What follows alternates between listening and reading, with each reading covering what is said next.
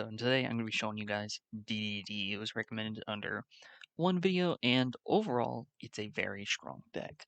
It has a lot of really good potential. It's very consistent as well for what I'm recognizing, solely because we kind of only need these monsters in our hand, and everything under here is just a way to kind of get to them. But with that being said, let's go ahead and get started. One copy DDD Oblivion King Abyss Ragnarok. Overall, it's just kind of like a really good, not only a good defender at 3000, effect is pretty decent as well. It has a penalty effect. If you throw summon a DD monster except during jump step, you can target a DD monster graveyard. Any magic damage your opponent takes becomes half the rest of the turn. Special summon monster, you do take 1000 damage, which does proc a few of our other effects. You can only use that effect of it once per turn. And the other one is this card's no special summon, you can target a DDD monster to your graveyard. Special summon it. You can only use effect of it once per turn. Once per turn, you can tribute one other DDD monster, target one monster your opponent controls, banish it, so it has a really good removal. Next up, we have DDD Rebel King Leonidas. Again, really good effect and a really decent body, 2600. It has a penalty effect when you take effect damage. You can destroy this card, and if you do any effect damage, inflict damage to a player this turn, increase their life points same amount instead. But it has the monster effect of when I take effect damage, except during intercept, you special on this card from your hand. If you do gain life points equal to damage you took, then while it's on the field, I take no effect damage, which just basically protects me for any other effects. 2 copies of DDD Savant Copernicus. I can never pronounce some of these names. You cannot pendulum summon except DD monsters. This can't be negated. Once while this card is in your pendulum zone, you can negate an activated spell effect that would inflict damage to you, then destroy this card. So it's kind of eh. Most effect is card is no special summon. You can send 1 DD or Dark Contract from your deck to the graveyard, except this one. You only use that effect once per turn. Pretty decent effect, but it's not one of our main starters, so we just kind of have it at 2 because it could be helpful. 1 copy of Ancient Cloak and Silent Boots. Essentially, banish it from the graveyard to grab the other one. As Silent Boots, you can just special summon as long as you control a Phantom Knights monster. It's going to be used for the kind of M board in one state, which I'll get to in a minute. Triple Ash and Triple Bell, kind of just negate. Then we run into our staples. 3 DD Swirl Slime. This card is in your hand. You can fusion 1 DD fusion monster from your extra deck. Use monsters from your hand as fusion material, including this card. You banish a card from your graveyard. Special 1 DD monster from your hand. Really good effect. Triple DDD Necro Slime. If this card is in your graveyard, you can fusion summon 1 DDD fusion monster from your extra deck by banishing fusion materials from your graveyard, including this card. DD Lamia. This card is in your hand or graveyard. You can send 1 DD or Dark Contract card from your hand or face up field of the graveyard, except it to special summon this card by banishing it when leaves the field. Really good effect considering this is a level 1 tuner. And then Savant Kelper.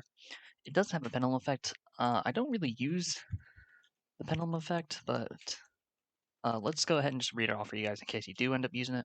It does have a scale of 10, so that is helpful. Just like the other one, you can't pendulum summon except for DD, it can't be negated. Once per turn during your standard phase, where this card pendulum scale by 2, then destroy all monsters you control with a little greater than or equal to this card pendulum, except for DD monsters. So it could be helpful in that case, but I'm mostly using it for its normal summon to add a Dark Contract from your deck to your hand. The other one is okay, but it's mostly this effect right down here that helps out the most. Triple Allure Darkness. I mean, you're running all darks, so I mean, there's no point to not run this. 1 copy, 1 for 1. We need to get our level 1s on the field, so suffice to say, this is helpful. Where art thou? If you control level 1 monster, add one level 1 monster from your deck to hand, except during the end phase, you take 2000 damage if you're not normal summon the add monster or card with the same name after activating this card. Overall, it's just kind of a really good way to keep our consistency going, considering we've run 9 total copies of level 1 monsters. So this is going to help us. Triple Jack in the hand. Reveal 3 level 1 monsters different names from your deck. Your opponent adds 1 of them to your hand, and I add 1 to my hand, then shuffle the 3rd into the deck. Yes, this gives our opponent a monster, but, I mean, the most they can really do with it is maybe Lamia for being a tuner. That's going to take a normal summon. So they have no... These aren't going to help them much at all. Maybe Savant Kelper for the Pend effect, but again, that's not too helpful. 1 copy Into the Void. This is just to get us more draw power. 1 rank up magic launch from the Phantom Knights.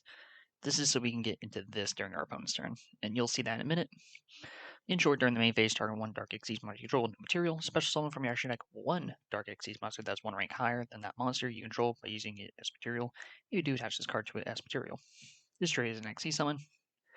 During main phase, you may this card from your graveyard, then target 1 Dark Xyz monster you control. Attach 1 Phantom Knights monster from your hand to that monster's material. Triple Dark Contact with the Gate.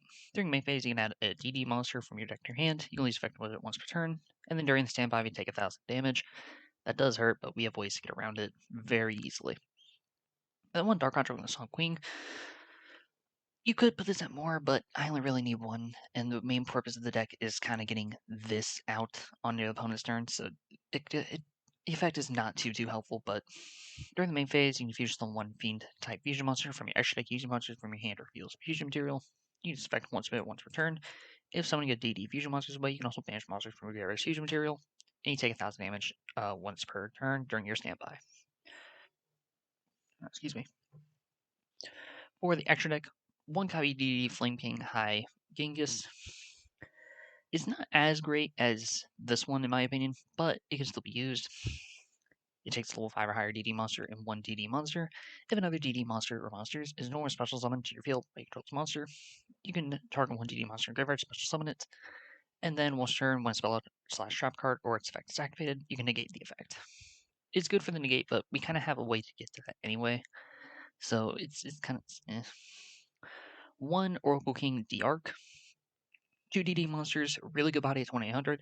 Any effect that would inflict damage makes you gain that much life points instead. So kind of put all of these down. Return, gain 4,000, theoretically. Double copies of Flame King Genghis.